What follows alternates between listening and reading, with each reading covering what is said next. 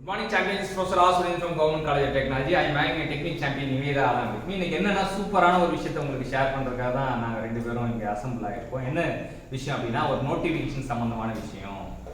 என்ன நோட்டிஃபிகேஷன் கேட்டிருக்காங்க? TNPSC motor vehicle inspector. So நமக்கு TNPSCல மோட்டார் வெஹிக்கிள் இன்ஸ்பெக்டர் கிரேட் 2 அப்படின்றதுக்கு நோட்டிஃபிகேஷன் விட்டுருக்காங்க. இது 2024க்கான நோட்டிஃபிகேஷன்.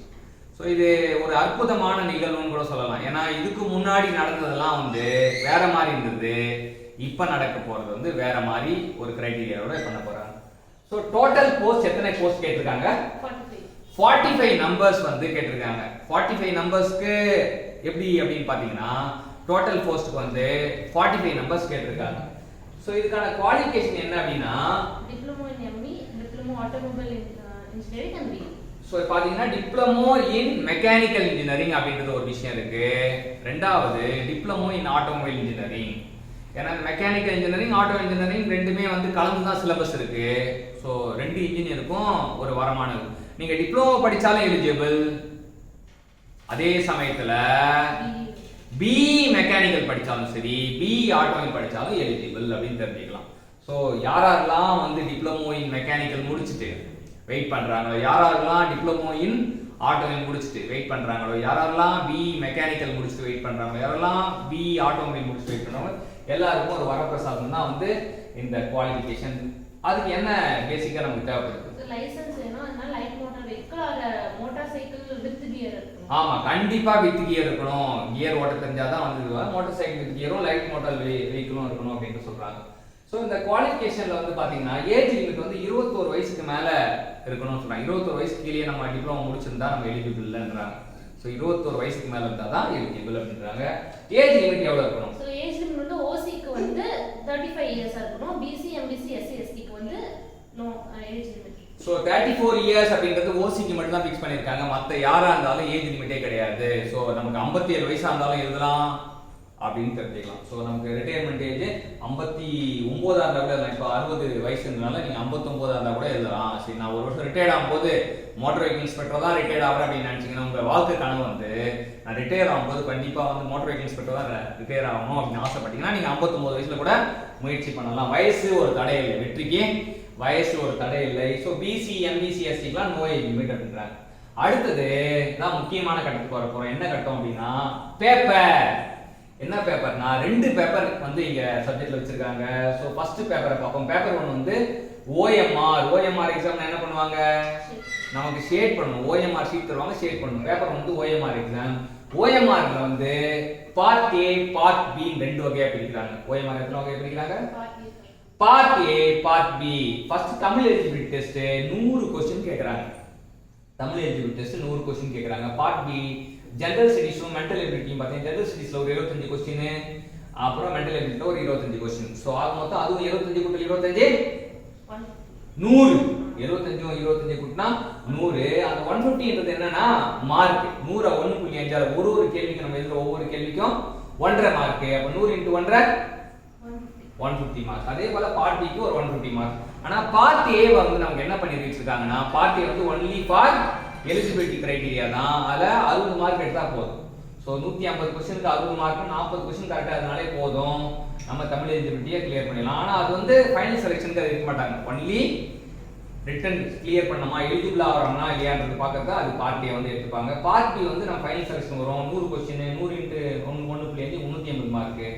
சோ 150 மார்க் எடுத்துக்கலாம். பேப்பர் 2 இப்ப இத பொறுத்த வரைக்கும் அந்த பார்ட் ஏல 200 क्वेश्चन இருந்தாலுமே 300 மார்க் இருந்தாலுமே ஃபர்ஸ்ட் 150 மார்க் தமிழ் எலிஜிபிலிட்டிக்கு யூஸ் ஆகுது. அதுல 60 மார்க் எடுத்தா எஸ்சியா இருந்தாலும் சரி, பிசியா இருந்தாலும் சரி, எம்பிசியா இருந்தாலும் சரி, ஓசியா இருந்தாலும் எல்லாம் எடுக்க வேண்டிய மார்க் 60 மார்க் எடுத்தா தமிழ் எலிஜிபிலிட்டி டெஸ்ட் கிளியர் பண்ணிடணும். அடுத்தது பாத்தீங்கன்னா பார்ட் பி ல ஜெனரல் ஸ்டடீஸும் மென்டல் எபிலிட்டி சேர்த்து 150 மார்க் இருக்கு. 150 மார்க் அதை வச்சுப்போம். அடுத்தது பேப்பர் 2 போயிடும். Paper 2 technical. அதுல டெக்னிக்கல்னா கடவுள் பாதி மிருகம் பாதி மாதிரி. ஆட்டோமொபைல் இன்ஜினியரிங் சிலபஸ் பாதி, மெக்கானிக்கல் பாதி. ரெண்டுமே தெரிஞ்சாதான். நான் ஆட்டோமொபைல் மட்டும் படிச்சிட்டேன் போஸ்டிங் கொடுங்க அப்படின்னு கேட்டா தர மாட்டாங்க. நான் மெக்கானிக்கல் மட்டும் படிச்சிட்டேன் போஸ்டிங் கொடுங்க தர மாட்டாங்க. ரெண்டுமே படிச்சாதான் போஸ்டிங் கிடைக்கும். ரெண்டுமே படிச்சாதான் போஸ்டிங் கிடைக்கும். ஆட்டோ இன்ஜினியரிங் 100 क्वेश्चन இருக்கும் அந்த சிலபஸ்ல. மெக்கானிக்கல் இன்ஜினியரிங் 100 क्वेश्चन இருக்கும் அந்த சிலபஸ்ல.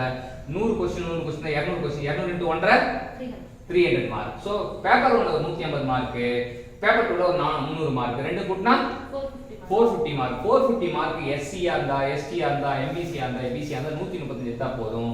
ஓசியா இருந்தா 180 எடுத்தா நீங்க வந்து அந்த பார்டர் தாண்டினீங்க அர்த்தம். ஆனா 180 எடுத்தா போஸ்டிங் கிடைக்குமா? அதெல்லாம் கிடைக்காது. 130 எடுத்தா போஸ்டிங் கிடைக்குமா? நீங்க கிளியர் பண்ணிட்டீங்க எக்ஸாமை, நான் எக்ஸாம் கிளியர் பண்ணிட்டேன், நான் motor vehicle inspector exam clear பண்ணிட்டேன் நீங்க சொல்லிடலாம்.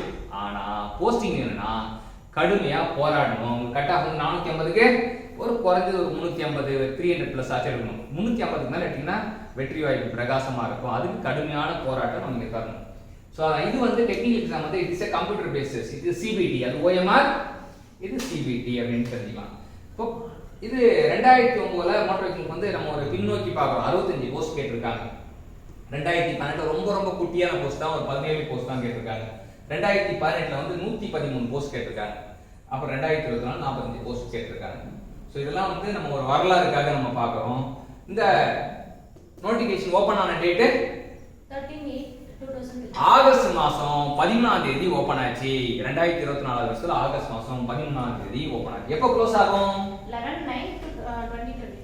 ஸோ 11 டேட்டு க்ளோஸ் ஆகிடும். க்ளோஸ் ஆகிற டேட் வரைக்கும் காத்திருக்க கூடாது. நம்ம என்ன பண்ணணும் அப்படின்னா க்ளோஸ் ஆகிறதுக்கு முன்னாடியே வந்து நம்ம அப்ளை பண்ணணும். ஃபர்ஸ்ட் டேவே இன்னைக்கே தயாரா இருந்தா இன்னைக்கே அப்ளை பண்ணிடணும். எப்பவுமே வந்து யாரு ஒரு எக்ஸாமுக்கு சீக்கிரமா அப்ளை பண்றாங்களோ அவங்க தான் போஸ்டிங்கே கிடைக்கும். லேட்டா அப்ளை பண்றவங்களுக்கு போஸ்டிங் வந்து அவங்க மனசுல அந்த ஆசை இருக்காது. அப்ப லேட்டா கடைசி நாள் வரைக்கும் காத்திருப்பாங்க.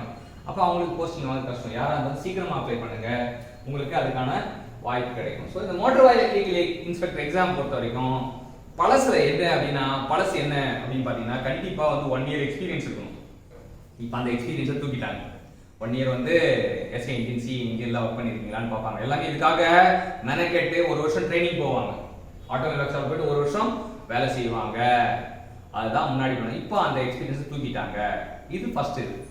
அதுக்கப்புறம் ஹெவி லைசன்ஸ் இருக்கணும். நம்ம நினைக்கிற லைட் மோட்டார்லாம் தொட்டுட்டு ஐயா எனக்கு மோட்டார் இன்ஸ்பெக்டர்லாம் கொடுக்க மாட்டாங்க. இதான் முதல் தடவை வரலாறுல லைட் வெஹிக்கிள் வச்சிருக்கீங்களா, லைட் எல்எம்பி வச்சிருக்கீங்களா, உங்களுக்கு போஸ்டிங் அப்படின்னு சொல்றது எது? இதான் ஃபர்ஸ்ட் தடவை.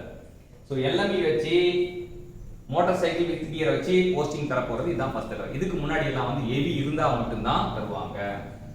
1 இயர் எக்ஸ்பீரியன்ஸ் தான் தருவாங்க. எக்ஸ்பீரியன்ஸ் எல்லாம் தரது இதுவே முதல் தடவை. ஸோ இது வந்து ஒரு காலத்தின் மாற்றம். இந்த போஸ்டிங்க்கு இப்படிலாம் கேட்பாங்களான்னு யாரும் கனவுல கூட கண்டுக்க மாட்டாங்க. ஏன்னா ஒரு வருஷம் எக்ஸ்பீரியன்ஸ் போய் அந்த சர்டிஃபிகேட் வாங்கி முடியுதுக்குள்ள நமக்கு எல்லா டேவும் இருக்கா அப்படின்னு அது அப்படின்னு இப்போ செக் பண்ணணும். அதெல்லாம் லைசன்ஸ் இருக்கா, எல்லா டேவும் வந்து லைசன்ஸ் வாங்கி வச்சிருக்காங்களா அந்த ஒர்க் ஷாப்ல அப்படின்னு செக் பண்ணுவாங்க. அந்த மாதிரி கஷ்டமான அந்த சூழலை எக்ஸ்பீரியன்ஸ் தூக்கிட்டாங்க. ரெண்டாவது லைட் வெஹிக்கிள் கொடுத்துருக்காங்க, லைட் மோட்டார் வெஹிக்கிள் கொடுத்துருக்காங்க. மூணாவது விஷயம் என்னன்னா நம்ம டிரைவரா ஒரு 6 மாசம் ஒர்க் பண்ணிருக்கணும் அப்படின்ற ஒரு இது வேற சொல்லுவாங்க. நம்ம ஓட்ட தெரியுமா அப்படின்னு பார்ப்பாங்க. அந்த ஹெவி லைசன்ஸ் வண்டியெல்லாம் ஓட்ட தெரியுமான்னு கூட பார்ப்பாங்க. அது ஒர்க் அதுக்கு ஒரு எக்ஸ்பீரியன்ஸ் சர்டிஃபிகேட் வாங்கி வைக்கணும். இதெல்லாம் இவ்வளோ கஷ்டமா இருந்த விஷயத்த இன்னைக்கு சிம்பிளா முடிச்சு, ஐயா நீங்க டிப்ளமோ மெக்கானிக்கல் முடிச்சிருக்கீங்களா, நீங்க டிப்ளமோ ஆட்டோமொபைல் முடிச்சிருக்கீங்களா, பிஇ மெக்கானிக்கல் முடிச்சிருக்கீங்களா, பிஇ ஆட்டோமொபைல் முடிச்சிருக்கீங்களா, உங்களுக்கு போஸ்டிங் உண்டு அப்படின்னு சொல்றாங்க. அதனால யாரெல்லாம் இந்த வாய்ப்பு இருக்கோ, இந்த பொன்னான வாய்ப்பை கண்டிப்பா பயன்படுத்தி நம்மளும் ஒரு அரசு அதிகாரியா மாறதுக்கு முயற்சி பண்ணணும். ஸோ அதுக்கான தேடல்ல எல்லாருமே இருங்க. இந்த போட்டியும் வந்து நம்ம நினைக்கிற மாதிரி சாதாரணமா போய் ப்ரிப்பேர் பண்ணா கிடைக்கும் அப்படின்னு கிடையாது. நல்ல தெளிவா உட்கார்ந்து 2 பேப்பரையும் கரெக்டா பிராக்டிஸ் பண்ணி யாரு அந்த வேலை வேணும்னு விருப்பப்படுறாங்களோ அவங்களுக்கு மட்டும்தான் கிடைக்கும்.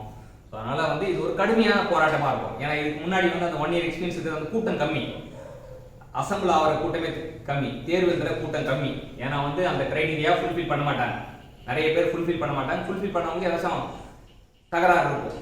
அதனால அந்த போட்டியிடுறவங்க கம்மி. ஆனா இன்னைக்கு போட்டி எப்படி இருக்கும்? டஃப்பா இருக்கும், சுவாரஸ்யமா இருக்கும்.